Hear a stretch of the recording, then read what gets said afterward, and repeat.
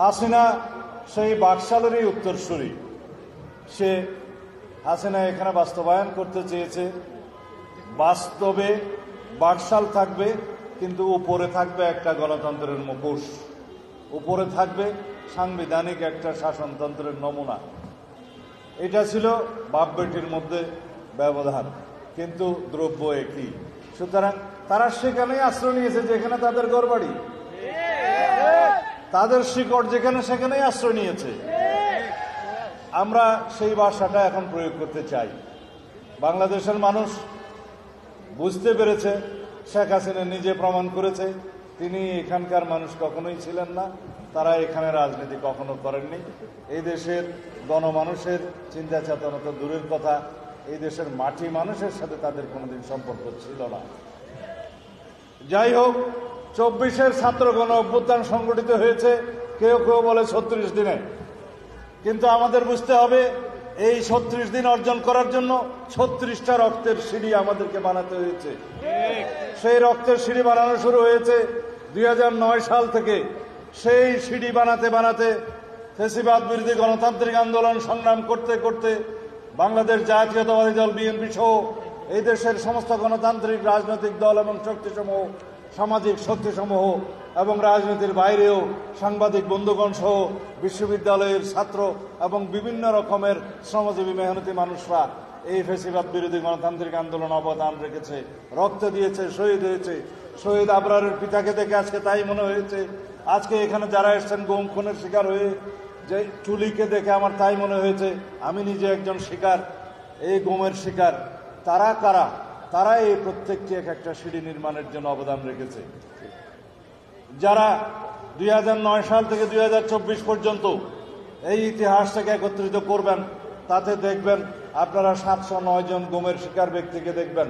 কিন্তু আমরা গুম কমিশনে রেকর্ড করতে দেখেছি 1850 জনের নাম যারা গুম হয়েছে, তার মধ্যে 350 জন নাকি এখনো ফেরত আসে নাই। আমরা খতিয়ান দেখেছি 3000-এরও বেশি বিচার বহির্ভূত হত্যাকাণ্ডের শিকার হয়েছে সেই সময়ের মধ্যে। এটা জুলাই গণ অভ্যুত্থানের আগের ইতিহাস। আমরা দেখেছি 7000-এরও বেশি মানুষ বিভিন্নভাবে নির্যাতিত হয়ে প্রাণ বিসর্জন দিয়েছে। যারা পুলিশে হেফাজতে মৃত্যুবরণ করেছে, এক্সট্রা জুডিশিয়াল কিলিং এর মধ্যে দিয়ে প্রাণ দিয়েছে, যারা রাজনৈতিক নির্যাতনের মাধ্যমে তাদের প্রাণ দিয়েছে। এইভাবে এক একটা সিঁড়ি নির্মাণ করার জন্য 2009 সাল থেকে 2024 সাল পর্যন্ত যাদের রক্ত দিয়ে সিঁড়িটা নির্মাণ হয়েছে, যারা গুম হয়েছে, যারা নির্যাতিত হয়েছে, যারা বিভিন্নভাবে অঙ্গহানি হয়েছে, যারা বাংলাদেশের সকল মানুষকে মুক্ত করার জন্য তাদের নিজেদেরকে সমর্পণ করেছেন, বাংলাদেশের মাটিতে নিজেরা অকাতরে নিজের জীবন বিলিয়ে দিয়েছেন। এই সমস্ত সিঁড়িগুলো বেয়েই 2024-এর 36 দিনের ছাত্র গণ অভ্যুত্থান সংগঠিত হয়েছে। আমি আজকে অনুরোধ করেছি বিভিন্ন জায়গায়, কয়েকটি অনুষ্ঠানে, যারা জুলাই ছাত্র গণ অভ্যুত্থানের চেতনা নিয়ে রাজনৈতিক ব্যবসা করতে চায়, আমরা যেন তাদেরকে অনুরোধ করি কখনো যেন সেই রাস্তায় না যায়। কারণ 1971-এর মুক্তিযুদ্ধের চেতনা বিক্রি করতে করতে রাজনৈতিকভাবে আওয়ামী লীগ ধ্বংস হয়ে গিয়েছে, আজকে তারা বিলুপ্ত হয়ে গিয়েছে। এই যে জুলাই ছাত্র গণ অভ্যুত্থানের চেতনা, এই যে মহিমা, সেটা সারা বাংলাদেশের যারা গণতন্ত্রের জন্য সংগ্রাম করেছে, ফ্যাসিবাদ বিরোধী সংগ্রামে আত্মদান করেছে, সকল মানুষের এই চেতনা, সকল মানুষের এই অর্জন। সুতরাং কোনো একটি রাজনৈতিক দল যারা আজকের মতন সৃষ্টি হয়েছে, তারা যদি এককভাবে জুলাই ছাত্র গণ অভ্যুত্থানের চেতনার ধারক বাহক এবং মালিকানা দাবি করে, সেটা বাংলাদেশের জন্য শুভ পরিণতি নিয়ে আসবে না, তাদের জন্য তো নয়। সুতরাং আহ্বান জানাবো, আমরা যেন এই বাংলাদেশ প্রত্যাশা করি, যে এই বাংলাদেশ প্রত্যাশা করেছিল মীর মুগ্ধ, আমরা যেন সেই বাংলাদেশের এই জনমানুষের প্রত্যাশা বাস্তবায়ন করি, যে প্রত্যাশা ছিল ছাত্র গণ অভ্যুত্থানের সকল শহীদের আকাঙ্ক্ষা এবং প্রত্যাশা। সেই যদি কয়েক হাজার বার শেখ হাসিনার ফাঁসি হয় রায়ে, তাও তার বিচার শেষ হবে না। আমি মামলা করেছি আন্তর্জাতিক অপরাধ ট্রাইব্যুনাল আদালতে, টুলি মামলা করেছে সেই আদালতে, আরো যারা গুমের শিকার হয়েছে তারা মামলা করেছে, অসংখ্য যারা প্রাণ হারিয়েছে জুলাই ছাত্র গণ অভ্যুত্থানে তারা মামলা করেছে। প্রত্যেকটা মামলার রায় যদি প্রমাণিত হয় সেই রায় হবে ফাঁসির রায়। কতবার ফাঁসি হবে শেখ হাসিনার, শেষ হবে না।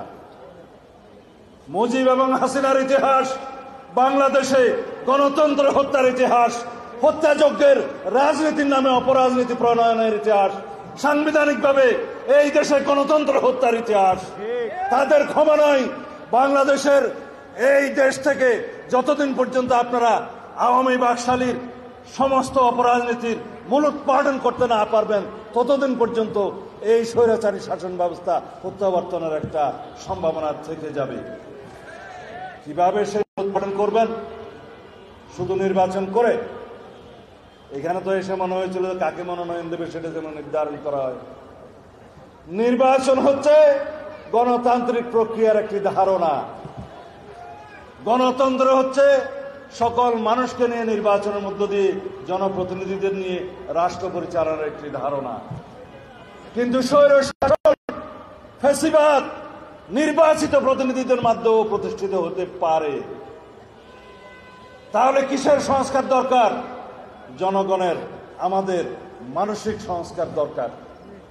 আমরা যেন সেই রাষ্ট্র বিনির্মাণ করতে পারি যে রাষ্ট্রে সবাই গণতান্ত্রিকভাবে চিন্তা করবে, যে রাষ্ট্রে সবাই ন্যায় বিচার প্রতিষ্ঠার জন্য, সমাজের সর্বক্ষেত্রে আইনের শাসন প্রতিষ্ঠার জন্য চিন্তা করে, যে রাষ্ট্রে সবাই জাতীয় সংসদে গিয়ে যেন বাংলাদেশের, সমগ্র দেশের সমস্ত কিছুর সমাধানের আলোচনার কেন্দ্রবিন্দু হিসেবে কাজ করতে পারে সেই চিন্তা করে।